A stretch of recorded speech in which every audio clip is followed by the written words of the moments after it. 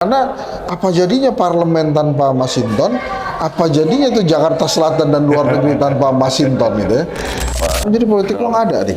Iya, masif tuh di Jakarta. Pilpresnya pakai politik uang, pilegnya apalagi. Itu bahkan sampai siang tuh informasinya. Orang sebelum ke TPS.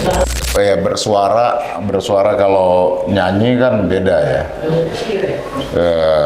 Nyanyi itu kan menghibur orang. Nyanyi di parlemen itu kan hal yang berbeda. Butuh sikap, konsistensi, dan perspektif yang lebih ideologis.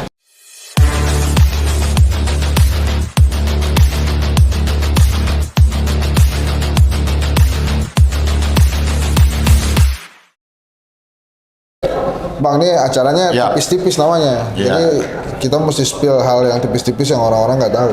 Oke, ditipis-tipisin lah. Nah, jadi waktu di Jakarta itu, Yes. sebetulnya di hari keberapa tuh tahu bakal nggak lolos? Setelah penghitungan suara ya? Itu setelah penghitungan suara lah. Gitu. Nggak, maksud saya kan pemilu 14. Tanggal berapa tuh udah mulai, wah gua gawat nih, gua nggak lolos nih.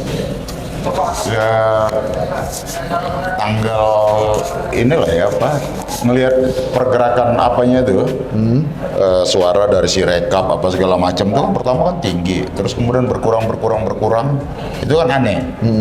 Karena kemudian itu tadi tampilan dalam Sirekap, kemudian tuh rekapitulasi dari apa TPS.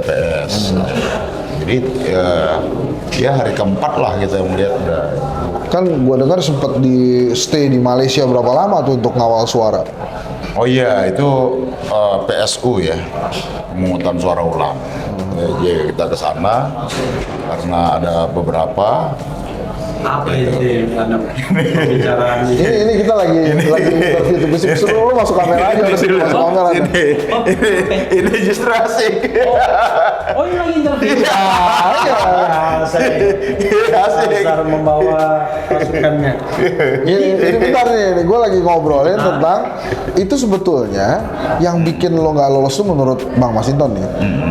Nomor urut 7 ada Once yang artis. Nggak boleh saya ganggu terus ya. Go ahead karena dia berbakal saramonic, gue kagak. Oh iya. Itu tuh keren cadas. Itu apa kira-kira yang menurut Bang Masinton membuat itu, atau ada kekuatan di luar partai yang akhirnya bisa mengurangi jatah kursi PDI Perjuangan? Iya, kalau ngeliat ininya, ya ada kekuatan di luar itulah ya. Jadi kalau di Jakarta ini kan ininya tuh ya samalah situasi politiknya itu sama seperti gambaran politik nasional lah kira-kira. Nah, jadi kalau ngelihat perolehan suara gitu kan kita kalau PDI Perjuangan 2 kursi kan sebelumnya 2014 2019 itu 2 kursi, kemudian sekarang berkurang kursinya yang berkurang. Nah, faktor berkurang itu di seluruh dapil DPR RI dan juga DPRD berkurang. Nah, jadi memang kalau kita lihat ini faktornya apa, saya juga belum bisa membaca ininya tuh karena dari berbagai survei ya, teman-teman lintas partai nih, teman-teman Golkar, Gerindra gitu ya, atau bahkan Nasdem dan lain-lain tuh, sebulan sebelum pencoblosan tuh masih menginformasikan ke kita tuh hasil surveinya. Di dapil itu tiap-tiap caleg gitu ya. Nah, posisi saya itu masih ada dalam posisi 3 besar. Gitu Pak Ensa. Nah itu jadi terus sekarang kan ya hampir pasti ya nggak lolos nih. Kecuali Once tiba-tiba maju pilkada lah. Kira-kira lolos.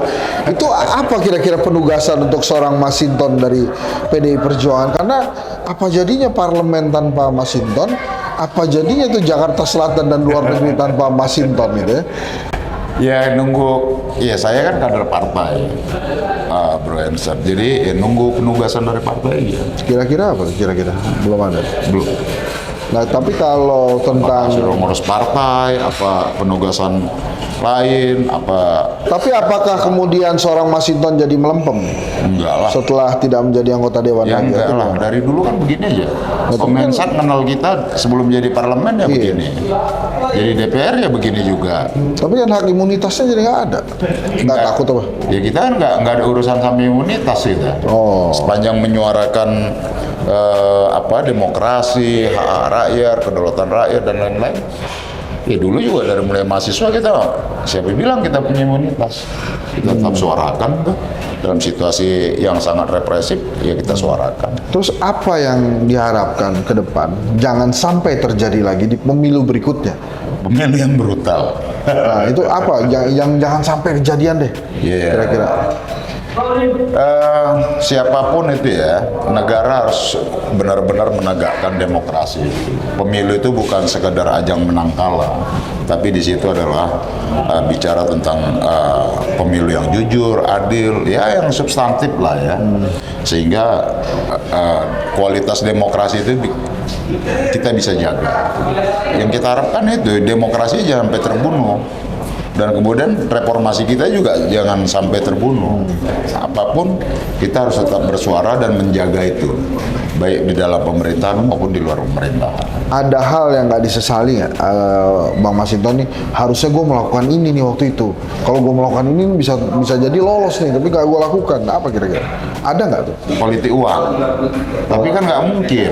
Yang bagi kita tuh bertentangan dengan prinsip Jadi politik lo nggak ada nih? ya masif tuh di Jakarta. Pilpresnya pakai politik uang, pilegnya apalagi. Itu bahkan sampai siang tuh informasinya. Orang sebelum ke TPS. Bukan lagi ada serangan pajar, sampai serangannya sampai jam 10 pagi. Itu di dapilnya Bang Masinton, dapil 2 ya? Iya. Dapil 2 Jakarta ya? Itu di luar prediksi kita, karena pemilu-pemilu sebelumnya nggak pernah ada praktek politik uang begitu. Itu berapa besar sih? Nah, saya 3 hari sebelumnya itu sudah diinformasikan sama tim-tim di bawah tuh udah masif tuh. Saya bilang ya laporin aja, tapi kan nggak ada pelaporan tuh. Artinya itu masif di bawah itu, tapi nggak ada tindakan juga tuh dari pengawas pemilu dan lain-lain. Nah ini kan tapi pemilunya udah selesai nih, udah ditetapkan atau masih kesel? Enggak lah. Udah beres tuh. Ya, kalau kita kesal, kalau saya nggak ada kesal. Kesal lah terhadap pemilu brutal, kesal lah terhadap pelaksanaan demokrasi yang benar-benar tidak demokratis, kira-kira gitu. Nah ini ada pertanyaan tipis-tipis renyah-renyah. Yoi. Kan kalahnya sama Once nih, Itu mulu. ngetop nih ya Once-nya. Bakal ngikutin jejak Once gak? Jadi selebritis atau bikin grup band atau atau operasi plastik kali kira-kira. Oplas ke Korea. Tapi sama Once hubungan baik-baik aja ya? Baik-baik aja. Ya. Nyesel nggak Bang ada Once di dapil? Enggak lah. Dalam kontestasi kita dulu nggak ada ini. Mau siapapun itu. Nah tapi kan suara seorang Masinton termasuk banyak loh. Ya, 50.000 berapa? 50. Iya, dari 2 kursi tinggal 1 kursi itu problemnya. Posisi saya kedua. Kalau tetap masih 2 kursi, saya kan tetap juga dapat. Jadi kalau Once maju pilkada, Bang Masinton dong. Kira-kira bakal ngojok-ngojokin Once masuk pilkada nggak? Enggak. Ya, jadi biarin aja. Itu pilihan dia lah. Apa yang dititipkan, pesan apa yang disampaikan Bang Masinton ke Once yang berhasil masuk ke Ya tentu DPR? gini, ya bersuara kalau nyanyi kan beda ya. Nyanyi itu kan menghibur orang. Nyanyi di parlemen itu kan hal yang berbeda. Butuh sikap, konsistensi dan perspektif yang lebih ideologis. Karena nyanyian di DPR itu ya dia harus punya perspektif ideologis dan keberpihakan. Oke. Ya kan, beda dengan nyanyi yang menghibur, yang penting enak. Nah kalau di DPR kan berbicara dalam perspektif kerakyatan, demokrasi, memperjuangkan nilai-nilai anti korupsi, hak asasi manusia, itu pasti lagu yang nggak enak tuh buat didengar oleh orang yang terganggu dengan itu. Tapi kita harus suarakan itu. Itu bedanya dengan suara-suara yang kalau lagu-lagu. Nah, kan ini terakhir nih. Ada nggak yang ditakutkan oleh seorang Masinton sudah tidak lagi menjabat sebagai anggota dewan? Nggak ada lah. Apa yang kita takutin, dari dulu kita begini aja kok. Gitu-gitu ya. Iya begini aja. Saya juga nggak pernah menikmatin hak-hak protokoler dan lain-lain, fasilitas yang melekat sebagai anggota DPR gitu ya. Saya nggak pernah gunakan itu berlebihan kok. Gitu. Biasa aja kan, dari dulu begini aja Om Hensat. Oke, jadi kira-kira PDI Perjuangan bakal masuk ke koalisi nggak nih? Kalau saya pribadi ya berteman sama pemerintah, tapi tidak harus berada dalam pemerintahan menurut saya. Di luar pemerintahan tapi berteman, di luar mengkritik, dan itu lebih bermanfaat buat demokrasi dan masa depan kedaulatan rakyat.